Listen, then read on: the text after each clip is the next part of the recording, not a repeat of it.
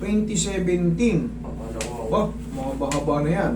18, 19, 20, plus 5. 8 years. Ngayon, ano, sa loob ng 8 years na yan, ano bang nararamdaman mo? Hirap ka ba sa paglalakad? Sa pagbaba sa hagdan? Paakyat?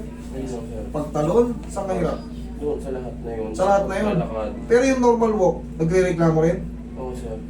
Ay wala, sira pa talaga yan. Kasi pag normal walk, mo problema ka pa, talaga may problema yan. Kasi hindi naman dapat eh. May pagkakataon na nagiging okay siya, pero pag naglaro ako, tapos ng game, 1 week namamaga. Ngayon, Idol, wala sa timing yung tuhod mo. Tama ka, twisted niyan. Kasi pagka nasa timing yan, hindi magre-reklamo yung mga tendons and ligaments. So ngayon, pag nakapaglaro ka, isang laro lang. Mamaga na agad. Patulad ko. Wala sa timing. Sige, higa ka dyan. Sa pagtalon, pagtakbo, pababa sa hagdan. Idol pa kasi rito sa tuhod mo. Ito, nakakapako ngayon ha. Naririnig mo naman, di ba? Naglalumutukan. Sa kabila, angat mo. Tupi, tupi, tupi. Okay. Straight. Meron na rin dito kaso mas banayad pa. Ito. Ayan o. Idol, early ang tawag dito. Early osteoarthritis. Nagkaroon na ng mga fragments sa loob. Dahil bunga ng injury before, tapos, syempre, malakas tayo, ano tayo eh, kumbaga player tayo eh. Konting pain, hindi iniinda. Iniikbitan lang ng ano, or alalay sa pagtalon. Eh, yung build ng katawan mo, bossing, maganda yung build ng katawan mo, brusko. Medyo may kabigatan si bossing. Syempre, once na pagtalon mo, pagbagsak mo, yung impact, minsan maganda bagsak, minsan hindi. Pero pagtapos mo maglaro, paga. Pero ito, ang sagot dito, kailangan maalis yung twisted knee para yung mga tendons, ligaments, o yung ACL, PCL na naiipit dyan para mag-create ng swelling, mawala yun. Pero yung mga clicking idol, hindi na mawawala. Pero yung paa mo, ayusin ko. Relax na.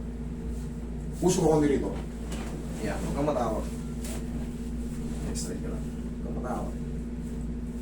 Hindi naman masakit yan.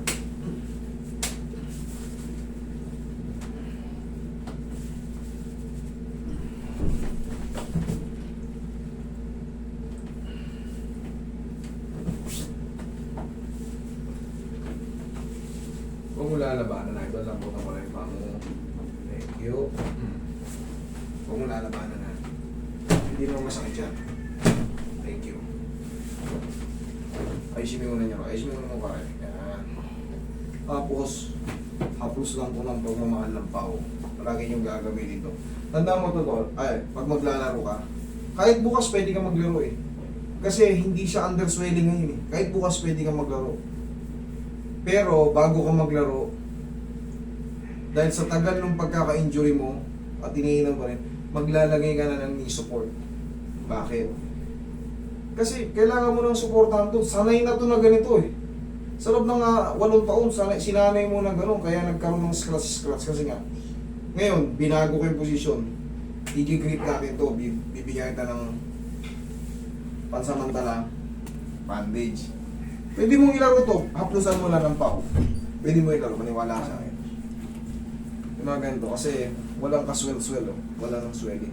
Pero yung loob nito, nasanay lang ng gano'n. Kaya uwihin na ka. Tapos, maglagay ka ng knee support kahit hindi masakit para mas komportable kang matigas yung tuhod mo. Kasi baka may, alam mo naman, pag may kalaban tayo, o lalong ka na, habulin ka pa, tulak ka ng ano. Ang nangyari dito yung pagtalon ko, sa lang muna ituon ko. Twisted knee. Maglagay na kayo ng knee support. Kahit hindi masakit, ang mahalaga, dinedepensahan niyo yung mga dating nasira na. Kasi, hindi malayong mapilay ka ulit. Tigasan mo to. Ito. Sipa mo. One more. Thank you. Aka na yung pau. Ayun. Ito, pansamantala lang to. Tatanggalin mo to, idol, pagka matutulog ha. Pero bumili kayo ng normal na ano. Hindi support. Tanggalin mo to pag matutulog ha. Tandaan mo ha.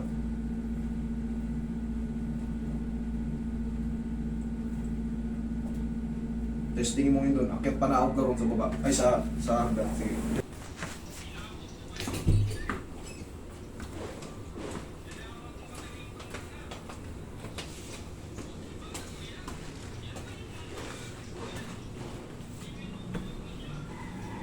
Oh, wala na. Oh, ngayon idol, ganito ang sikreto dyan. Actually, ang sikreto dyan, kasi nga wala ng pamamaga. Tandaan nyo lang to. Tinuturo ko na to para sa mga kaibigan natin, player na malalayo, na hindi ako ma-reach. Tandaan nyo to ha. Ganito. Pag wala ng swelling yan, oh. Yan lang. Okay? Dalawa lang. Tapos, palagi kayo mag-a-haplos ng pau sa tuhod. Maniwala kayo bago kayo maglaro. Yung mga napilay na noon, or nagbalik laro, yung tumagal, hindi nakapaglaro kasi nakapag-asawa, nagtrabaho, tapos dati kayong player, magbabalik laro kayo. Huwag kayo kagad maglaro. Mag-stretching muna kayo. Warm up, tapos sakusan nyo ng pau. Kasi katagalan yan, pagka hindi kayo gumayan, mamamaga. Ang dami ng kasong pumunta. Marami rin akong video patunay dyan. Pau muna, maniwala kayo. Malaking puntos yan at mas makakalaro kayo ng maayos. Wala ng pain? Wala. Thank you. Ingat kayo.